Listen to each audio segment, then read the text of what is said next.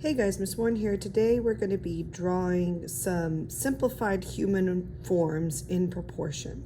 So the average human is about 7 heads tall, maybe 8. So we're going for a 7.5 here. So in the first section, you'll have the head. In the second section, you'll have the shoulders and the top of the torso. In the third section, you'll have the elbows, the waist, the middle of the torso, the top of the pelvis. And the next section will have the pelvis, the wrists, the hip bones. And the next section will have the fingers, the thighs. The next section will have the knees and part of the shin. The next section will have the shin, the ankles, and the very last half section will have the feet. So as you draw, I want you to copy this over here. I want you to focus on size, shape, and placement of each part.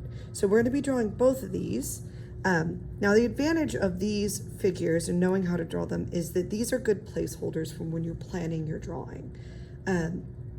If I wanted to draw somebody in a picture and I wasn't sure how I would want them to stand or I would want them to be, very lightly drawing one of these is much easier than drawing the whole thing, realizing it's not where you want it to be, having to erase it and start over. So these are good placeholders and a good kind of figure drawing proportion practice. I'm going to start with the stick figure. So it kind of has the skull shape on there, and it starts just below this area. It curves on the back, scoops in, so you have the cranium and then the mandible. This one's kind of like a simplified skeleton. Then you kind of have a little scoop line going about halfway down, symbolizing about where the neck would be. I'm going to trim off a little of the back of the head. It looks a little bit long.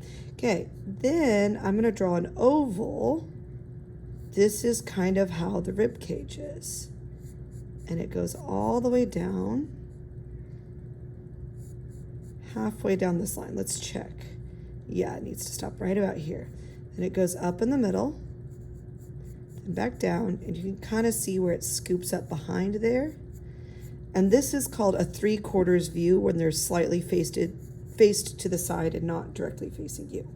So a little bit of the spine peeks out here from behind the rib cage, just past this line.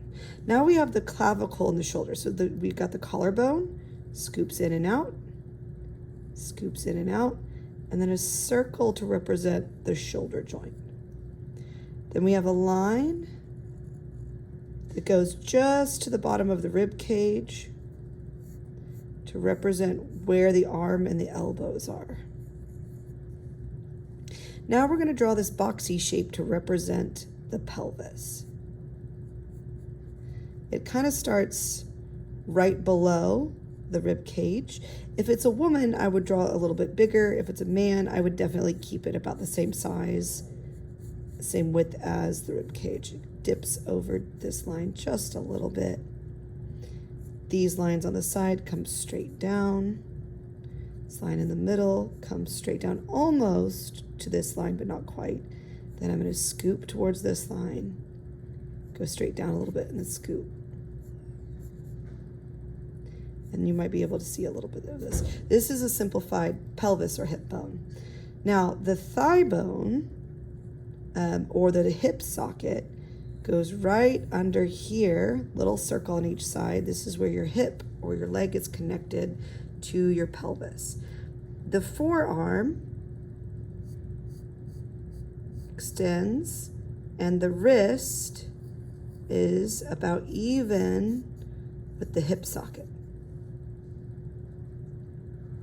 Now I'm going to draw a stick all the way down to just past this line, and there's a circle for the kneecap, another stick, a circle for the kneecap. Now the hands. In this section, oh, I made that a little bit too low. That should be a little bit higher. So let's go ahead and erase all this and fix it, because this side, don't be afraid to check, erase, and redraw. Starts a little bit shorter, and that hip socket is a little bit higher, and so the wrist would be a little bit higher.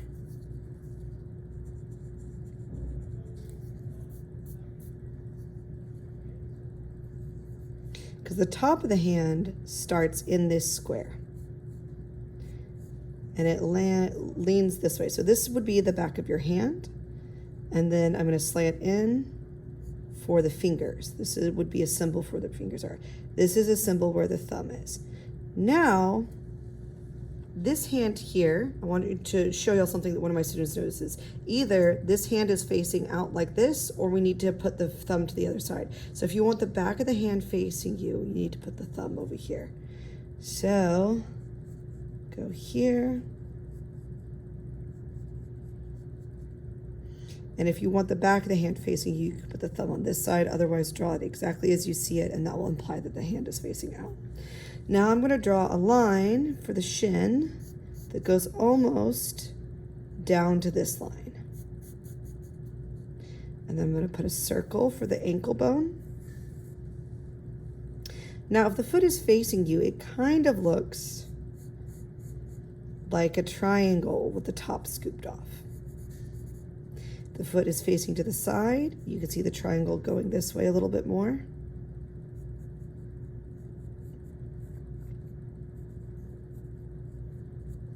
And there's a basic outline of a simplified human skeleton.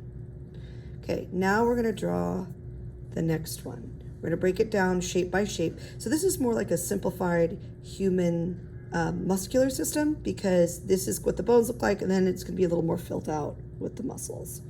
So I'm going to just draw a circle. Either one of these is good for planning a person. Then I'm going to draw the chest in an oval.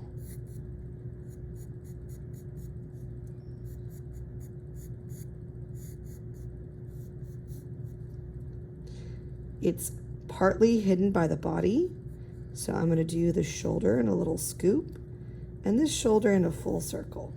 Now, pay attention to the width of the arm. The top of the arm is wider and starts to slowly get more narrow as you get towards the elbow. Here, the top of the forearm is wider and slowly gets more narrow as you get to the wrist. Be attentive to the shape and placement and size of each part. Oh, look, I didn't pay attention because this stops here where this one does, and I went below that line. So now I need to erase. And I need to shorten that rib cage circle. Maybe lengthen it up here just a little bit. Then I'm going to draw an oval for the top of the arm. I'm going to scoop down, get more narrow at the base, and curve that line there. Then I'm going to draw a rectangle for the pelvis. The back side peeks just a little bit this way. Side goes straight down. Side kind of goes forward. And then I'm going to draw a V line. Oh, I'm going to make this a little bit wider.